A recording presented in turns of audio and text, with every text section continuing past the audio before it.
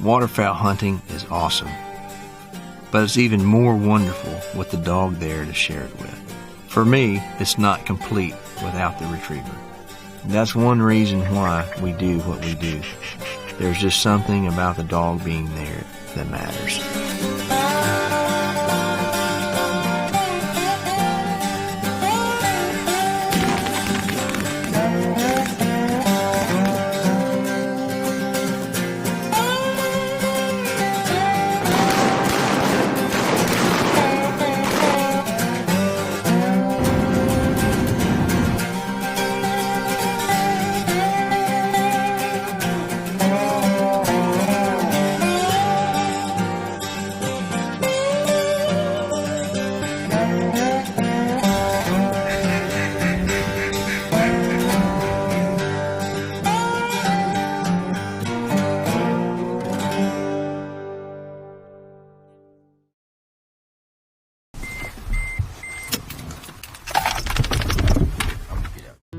My name is Brent Wilkinson. I guide for Goose Reapers Guided Outdoors.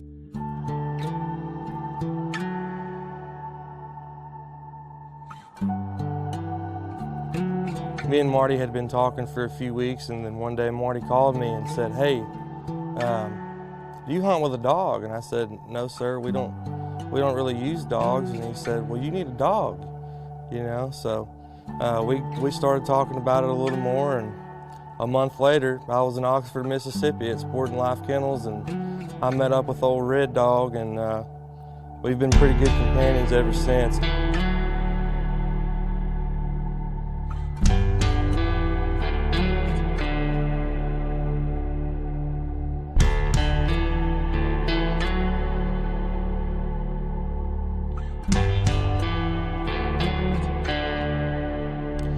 I'd say one of the nicest things through this whole journey, you know, traveling from state to state, meeting new people, being around different lodges, you know, I mean, he's with me every step of the way. So it's always nice to have that one thing, you know him like the back of your hand. You know, you have some new experience. You know, he's there with you. It's just great to have him.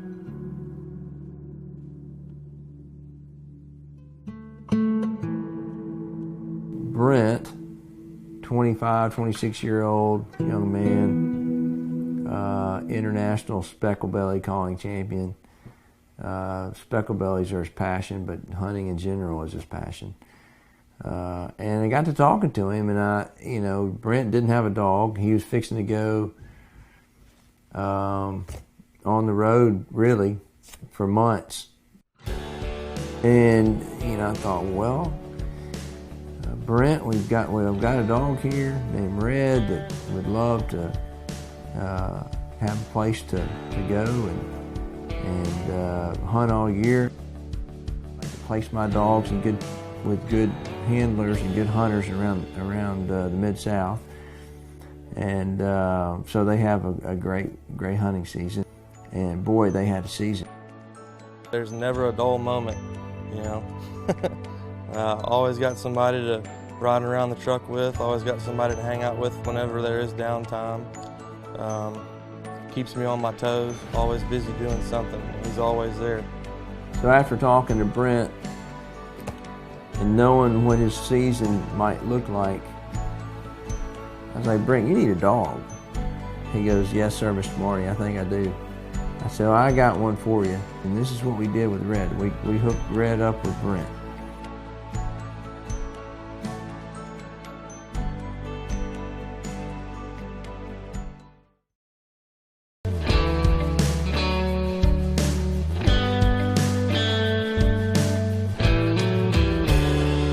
Out here driving around, we just got a tip on an area, and it's paying off. We're sitting on a crane feed.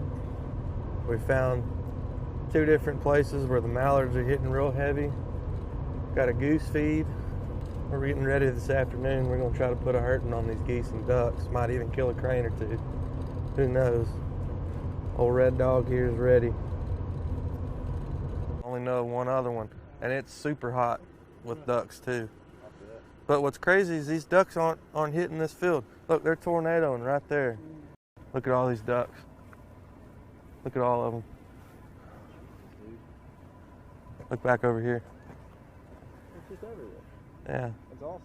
The thing about having a dog is they like to sleep a lot, you know, so we'll be driving around and you can always tell whenever he's awake, you know. I'll roll that window down and we pull up next to a field of geese and he's just got the eyes to the sky the entire time.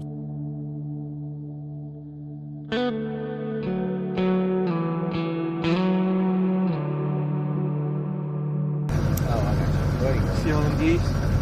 Good? See all the geese?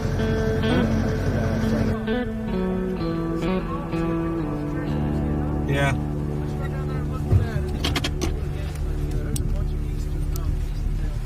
Yeah, go ahead and go and I'll follow you. Yeah, the driving part is kind of crazy. You know, we'll wake up 6 o'clock, you know, about an hour before the sun comes up, and we'll probably drive 300 miles in a day. It's kind of crazy. You know, we'll start at 6 o'clock in the morning. We'll drive around till, you know, we'll find one spot and go to the next. And by the time the birds go back to water, you know, sometimes it's noon, 1 o'clock, and you could be an hour away from where you started, you know. So, you know, you go back to the room, get some lunch, and by the time that's said and done, you know, you're back on the road again.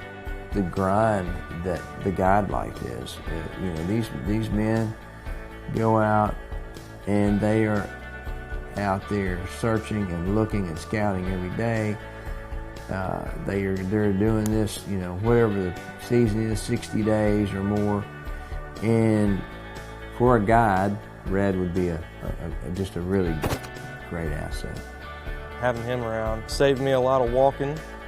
He saved me a lot of time alone in the vehicle. You know, we'll wake up at, you know, an hour before the sun comes up, and we might not be back from scouting until 1, 2 o'clock, and there's no napping. You know, you get back at 1 or 2 o'clock, you finally get to eat lunch, and when you're done eating lunch, you're back on the road again.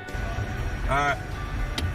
We started out in south central Texas, and we started out with alligator and teal season, which is in September, which is a crazy 16 days. And then straight from there, we'll go to Kansas. And we'll hunt there for, I don't know, a couple weeks. You know, about a week after the season starts there, the Oklahoma season will start up. But we'll stay there about 2 weeks, and then we'll come down into northern Oklahoma and we'll start shooting ducks. The first geese that show up, speckle bellies. You know, I like my speckle bellies. So we'll get on them pretty hard.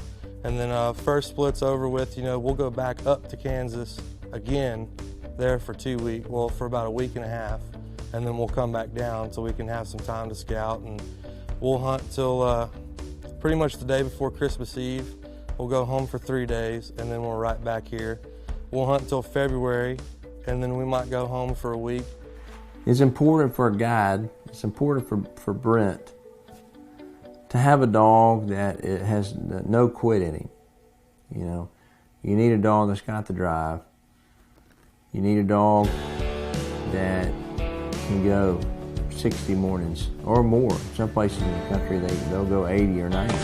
But you need a dog that can go out there and grind it out like you do every day, and not get worn down. And Red is that dog. He doesn't get tired of hunting.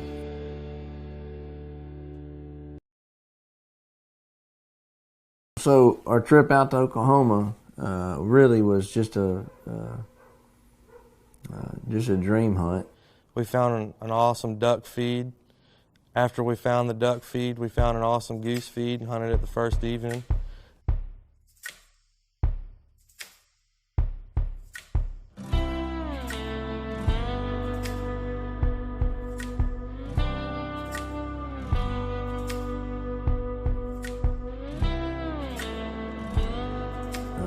I was able to take Kevin Johnson and his son Colton, lifelong friends of mine. He got to go out there. Jeremy Levinsky got to go out there. We hunt with him over at David's farm every weekend. Great friend of David's. David got to go. Not only was I able to put everybody on some birds, but I feel like there's a good relationship going with me and the kennel and Marty.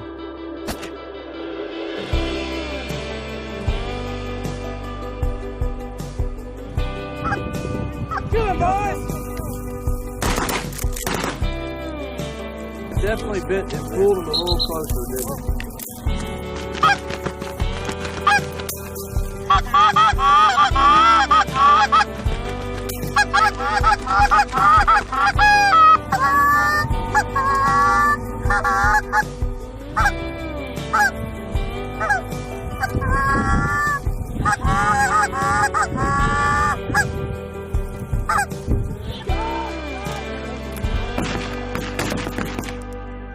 Then the duck feed that we found, we got on it that evening, hunted it the next morning, had an awesome hunt.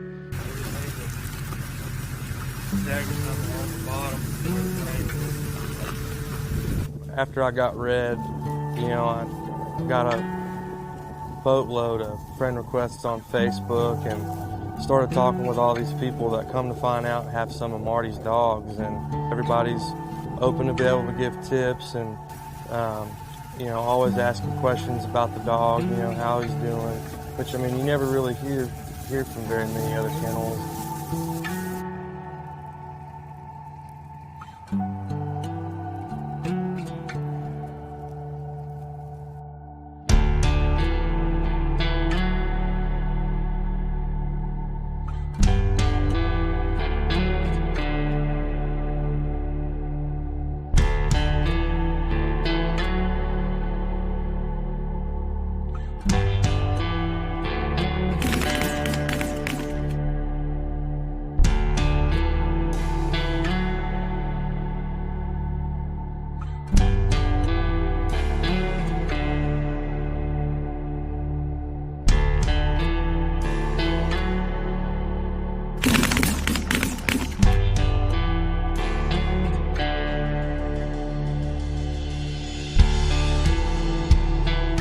Something we don't see every day, and it was for that reason of the uniqueness of it and the beauty of it. It was a hunt worth remembering. I mean, and it was incredible. Thousands and thousands of ducks in our face. Then, you know, the next day, you know, we hunted this pond that we hunted this morning, and I mean, same scenario: mallards, pintails, widgeons, by the hundreds. I mean, you know, he came up to me several times this morning to talk about it, you know, and just a great time to be here.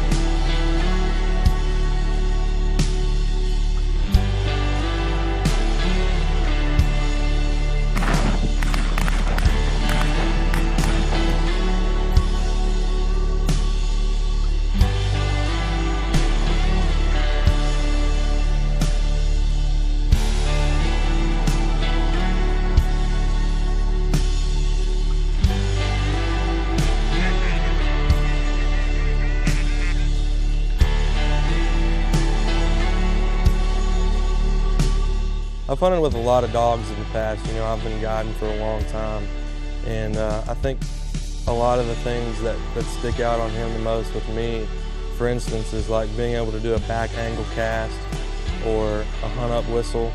Those things I've used just as much as anything he's ever done in the field.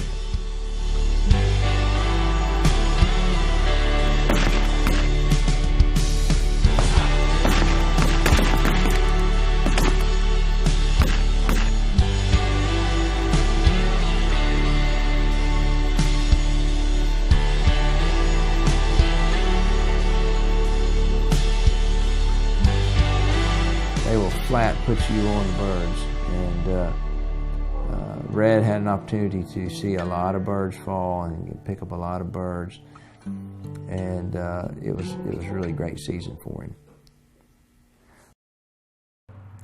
So when I went to meet Marty for the first time at Sporting Life Kennels, you know, we're sitting there in his office, and on this little dog lounge on the side is this dog, you know, and we got to start talking about him, and come to find out, Marty actually started his kennel around this dog, and it was pretty cool to be able to hunt with Harvey this weekend. I took Harvey, my old buddy. I took Joe, David's dog Joe, and then Brent had Red. So we had three great, you know, hunters out there with us, picking up birds for us. It was really unique watching them in a new environment.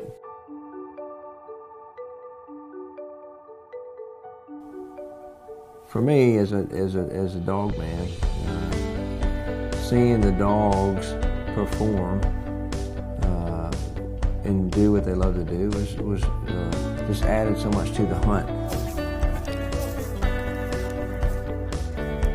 Definitely having him is nice, you know. I mean, you really think about it, you know. I mean, the average hunter probably loses, you know, 20, 25 birds a year, you know, not having a dog, not being able to pull that grass back and find that duck, or, you know, making that long retrieve in the goose field, go on the other side of the levee in a rice field, or whatever it may be, you know, it definitely helps having him. I also took Preacher, so that's my bike dog, Preacher, and so Preacher had some great hunts out there. So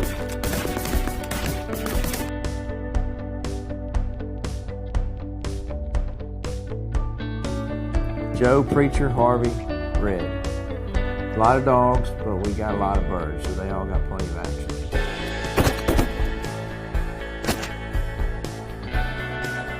The dog that I got, Red, is actually one of Harvey's puppies, and come to find out, this is actually Harvey's last season, so it was really cool to be able to experience one of his last hunts, you know, and also being able to hunt with Red. Just made the whole weekend so much cooler. Waterfowl hunting is wonderful. It's wonderful, but it's even more wonderful with the dog there. It doesn't have to be my dog, but it's just, for me, it's not complete without the retriever. It's just not the same, and that's one reason why we do what we do. We understand that there's just something about the dog being there that matters. It just adds to it, and for me, there's nothing like experiencing that with your buddy.